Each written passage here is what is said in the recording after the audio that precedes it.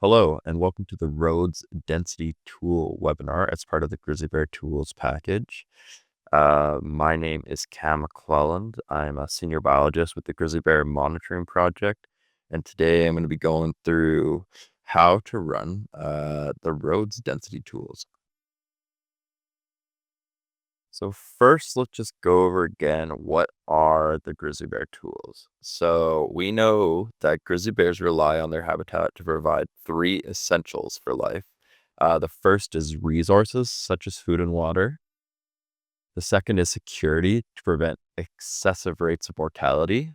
And the third is mobility, to allow dispersal into new territory and to maintain genetic diversity.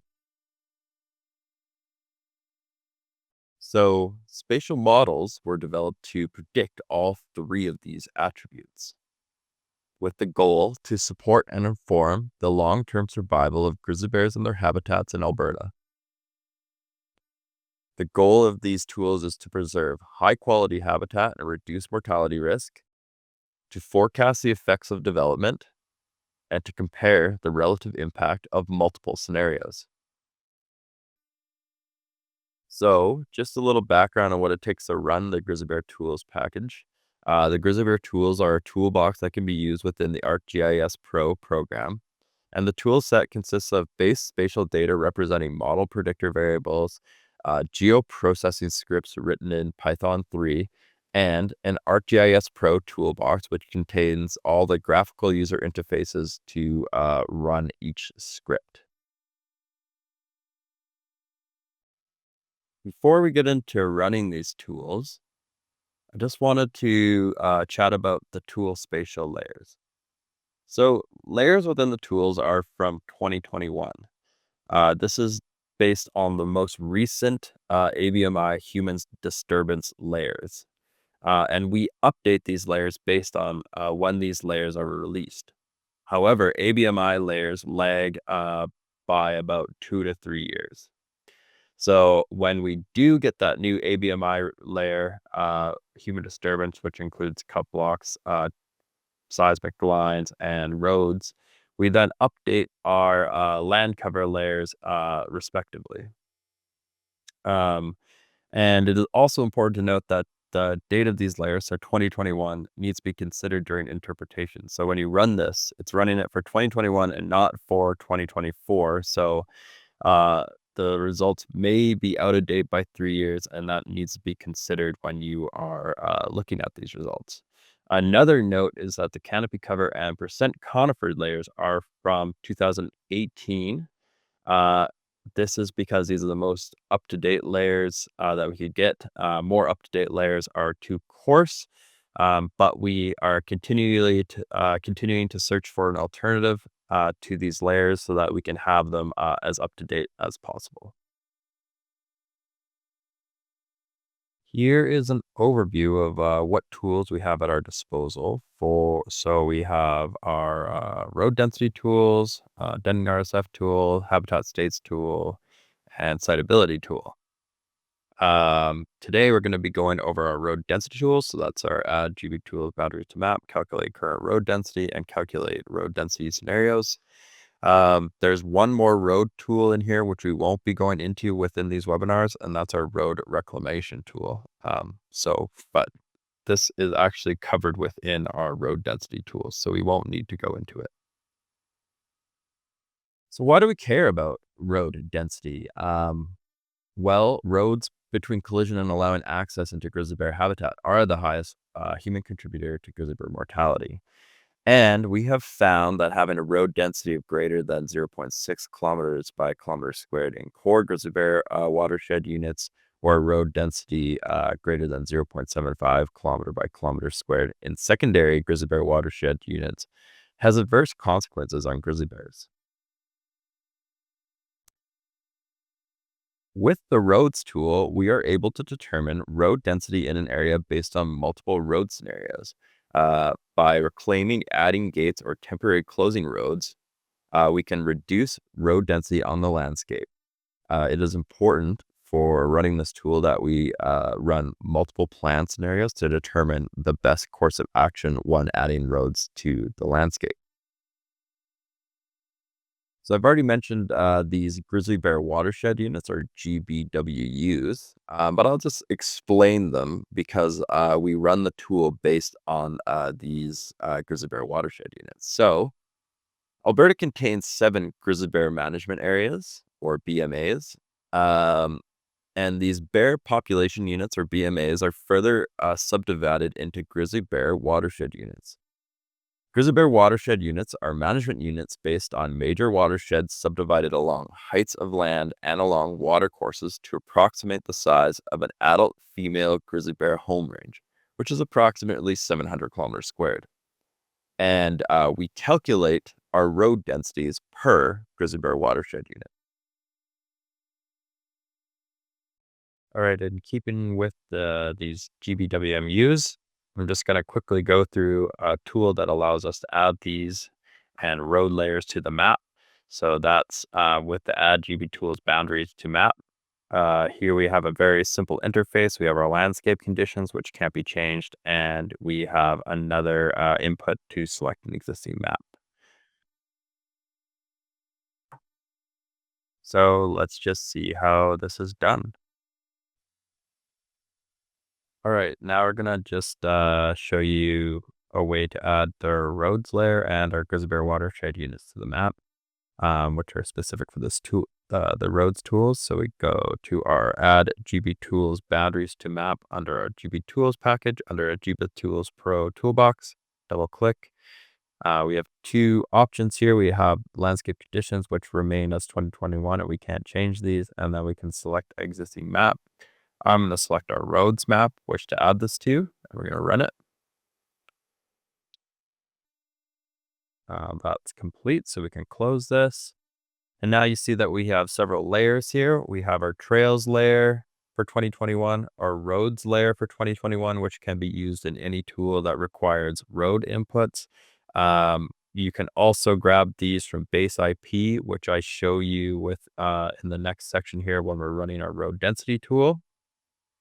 We also have our grizzly bear watershed units split up into core habitat and secondary habitat, which when you add in your area of interest, you can see which grizzly bear watershed unit type your area of interest overlays.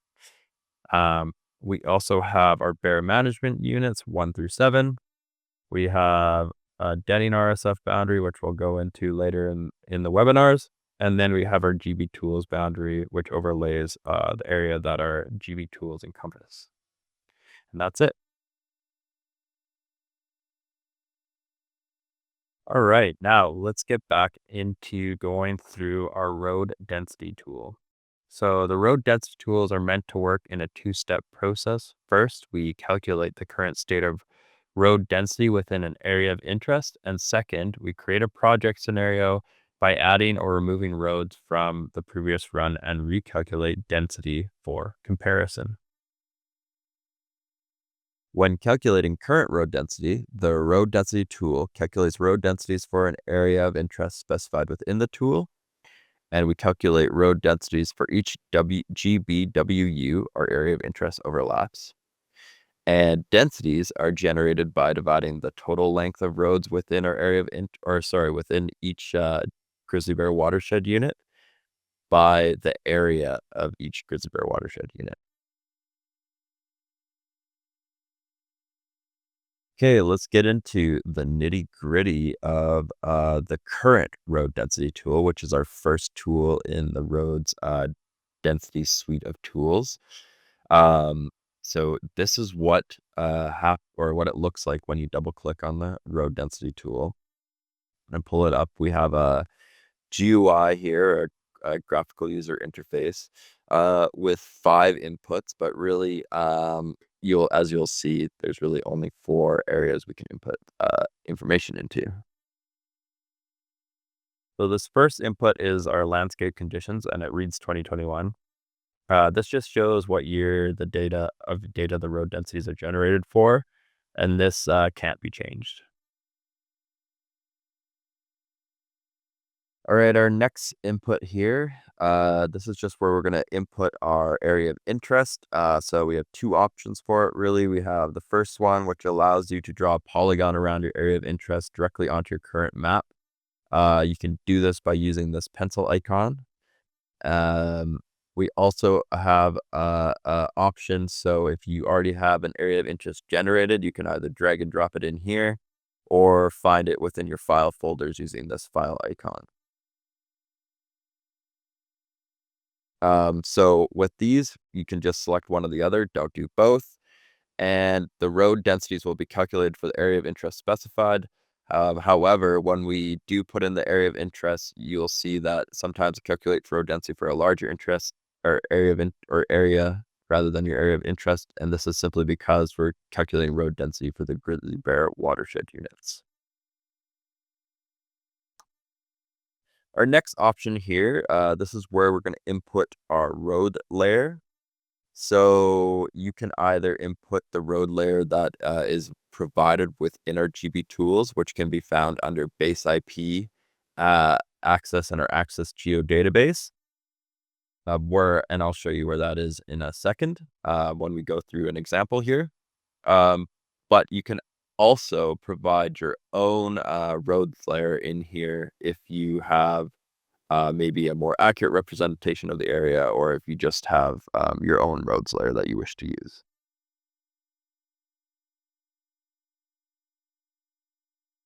Finally, with our last input here, we're just going to enter the name of the folder where our results from running the tool will be stored and can be found. And these road density outputs are saved under our results folder, which is within our GBTools folder structure.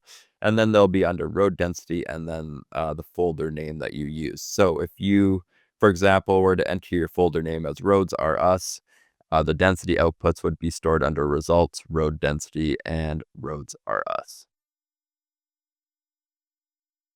All right, let's see what this process looks like. We're just going to go through an example now. Let's calculate road density using the calculate current road density tool in GBTools. To do this, we're going to navigate to our GBTools is stored.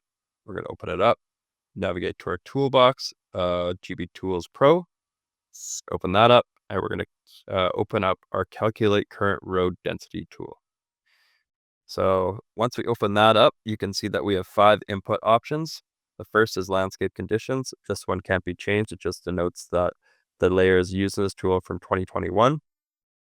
The next 2 inputs here are for our area of interest. So you can either draw your project area polygon on the active map, and this is if you don't already have an area of interest previously generated. Or the next option is if you do have an area of interest previously generated, you can drag and drop it in here. I'm just going to go over briefly how to draw your project area polygon on the active map. So first, we're going to click the pencil here. We're going to click polygons, and then we're just going to draw our polygon on the map. You can make it any size you want. Double click, and that just closes it. And that's going to be our area of interest if you wanted to do it that way. I don't want to do it that way, so I'm going to actually just remove this. And I already have my area of interest already loaded in here, as you can see. And I'm going to just drag and drop that into input your project area polygon. Next, we're going to input our road layer. So you can either use your own road layer that you want to calculate road density on, or you can input the road layer that we provide within Grizzly Bear Tools. I'm going to use that one. So I'm going to navigate to my Grizzly Bear Tools, navigate to base IP, navigate to access, navigate to our access geo database, and then there underneath that we have roads. And I'm just going to drag and drop that into input road layer. Lastly, I'm going to create an output folder name that will store our results. So I'm just going to call it something silly like roads are us. And those results will be stored over here. So under GBTools, under results, and under our road density folder. So let's run this and we can see what our results look like.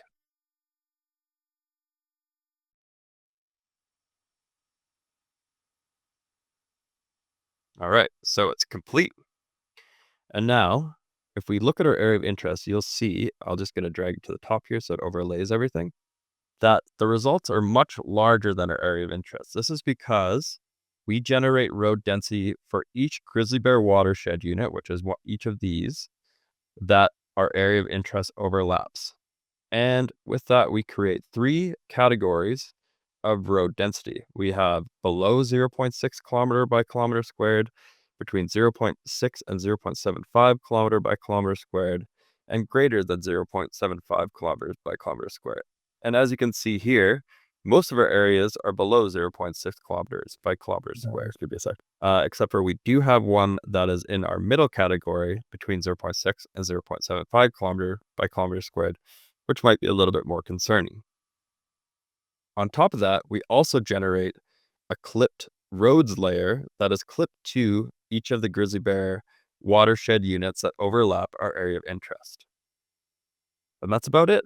That's the calculate current road density tool. So we've gone through our calculate current road density tool. Now let's go through our calculate road density scenario tool. This tool allows users to add or remove roads using a previous calculate current road density output as reference.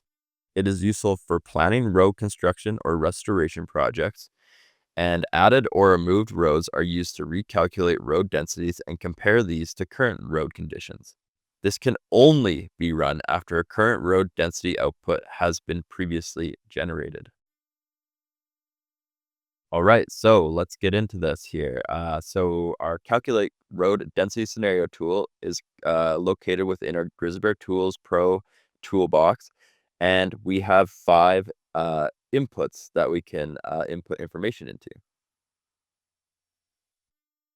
Our first input here is where we're going to input the folder which holds a run from the calculate current road density tool. This folder is embedded in the following directory structure. So under our results folder, under road density, under the name of the folder that you named within your first current road density run, and then you must select the folder labeled current. Next, we have our reclamation section, and this is where we're going to input the roads that we're removing from our landscape. And we have 2 options for this. The first is to draw a polygon around the roads that you wish to remove using this pencil icon, and you can do that directly onto the map. Or if you already have a predefined polygon shape, you can input that in here.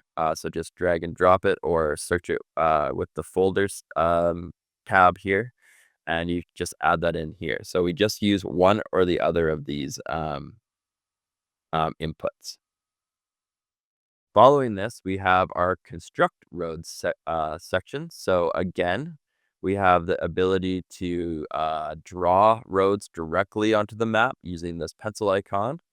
Or if we already have a layer generated of roads that we want to construct, we'll just drag and drop that in here, or you can search it using this file tab again. Let's see what this process looks like and run through an example using the road density scenario tool. So now that we've calculated our current road density, we can now calculate some road density scenarios, which involve reclaiming roads or building roads on the landscape. To do this, we got to navigate to our GBTools, navigate to our GBTools Pro toolbox, and then double click on calculate road density. When this pops up, you see that we have 5 inputs. The top one is just where we have to navigate to our current road density folder that was generated when we calculated the current road density. So we open this up. I'm just going to show you where it is.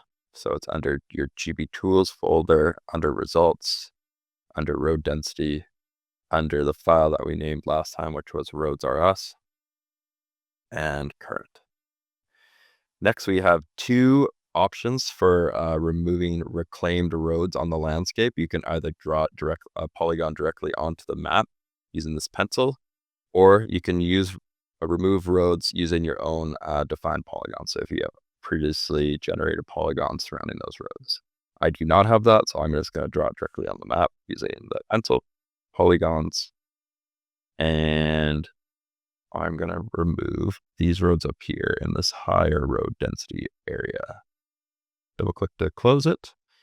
And that's that. Next, we're going to come down here to these two inputs here, and these ones are for constructing new roads.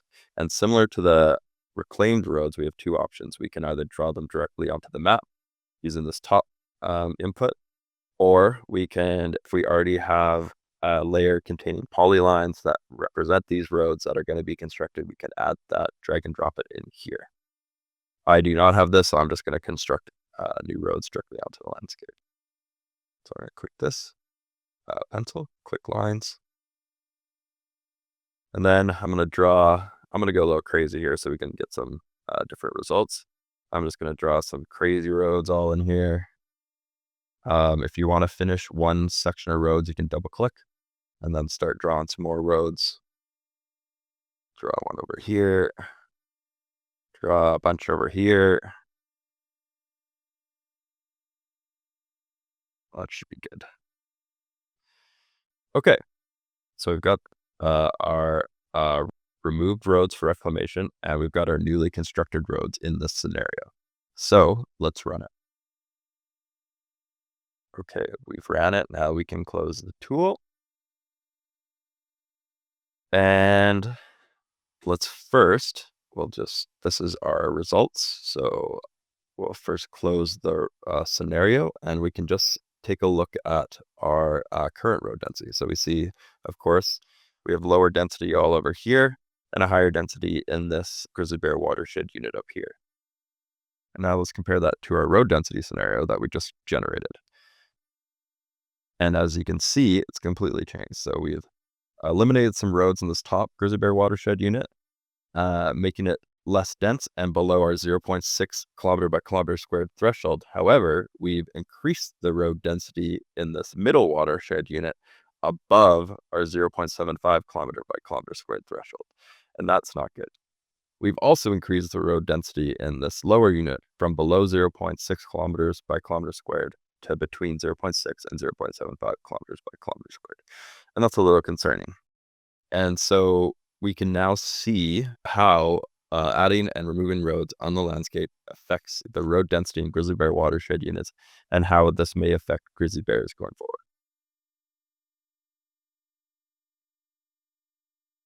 Very important to all of our tools is how we interpret them. We're going to go through a little bit of the interpretation process in this next section. Over here, we have a map of our core and secondary access management zones.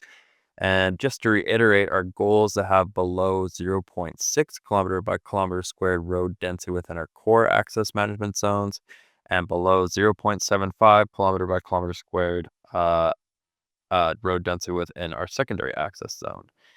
This is concurrent with government policy within the grizzly bear recovery plan. And interestingly enough, and important to note, these densities are also used in BC. So most of Western Canada, because BC determined these exact same thresholds through an independent study.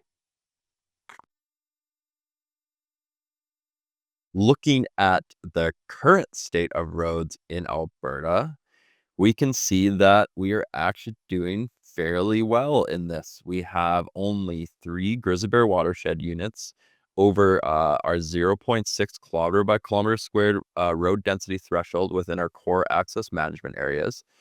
And that's very good. Our secondary access management areas are doing a little worse, though. We've got 10 grizzly bear watershed units over our 0.75 kilometer by kilometer squared threshold. When managing for roads, efforts need to be made to reduce road densities in areas over thresholds and to not push areas that are under these thresholds past them. In calculating current road densities alongside multiple scenarios involving road reclamation, closure, or gating, we can make strides to understand how developing new roads will affect the existing landscape. But what do we do when we run the tool, we run our scenarios, and we find that we are increasing road densities in a grizzly bear watershed unit above the accepted thresholds? So a few things that we can look at are, can roads be reclaimed, closed, or gated? Can a different access plan or road layout be used? Can sightlines be reduced using the Siteability tool, which we will go over later in this webinar series? And how long will roads be on the landscape? And can this time be reduced? Continuing in this vein of roads and time, a few other things to consider. What is the longevity of the road? So is this going to be a forever road that stays on the landscape for 20 plus years? Or is this going to be a short-term road that might just be used for 3 years and then closed?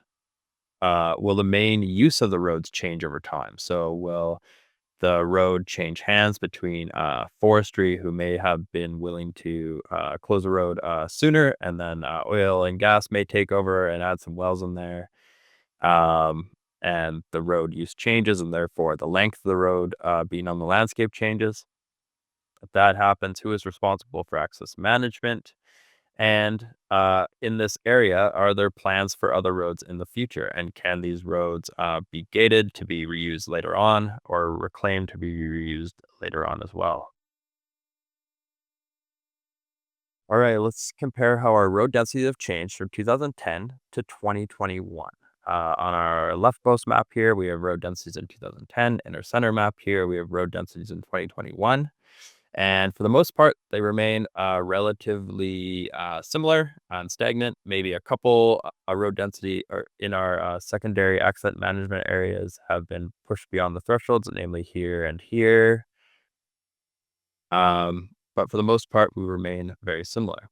When we look at it by just calculating the differences in road density across all grizzly bear watershed units from 2010 to 2021, we see that for the most part, we have reduced road density in most of our grizzly bear watershed units. So our blue and green colors represent a reduction in road density.